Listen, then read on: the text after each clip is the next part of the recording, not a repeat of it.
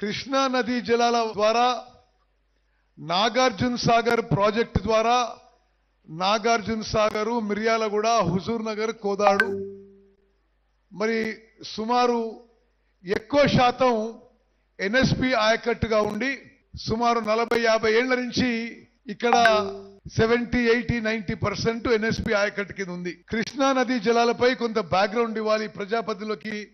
అదేవిధంగా అధికారులకి. బచావత్ ట్రిబ్యునల్ ఉమ్మడి ఆంధ్రప్రదేశ్ కి కృష్ణా నదీ జలాల్లో 811 టీఎంసీలు కేటాయిస్తే గతంలో ఉన్న పాలకులు 10 ఏళ్ల పాటు 2014 నుంచి 2023 వరకు 2014 నుంచి 2023 వరకు ప్రతి సంవత్సరం కేంద్ర ప్రభుత్వంతో వాళ్ళు అందులో 512 టీఎంసీలు ఆంధ్రాకి, 299 టీఎంసీలు తెలంగాణకి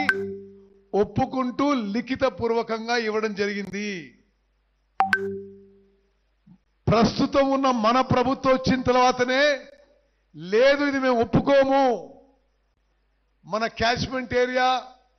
మన జనాభా, ఇతర విషయాలు అన్ని పరిగణలోకి తీసుకొని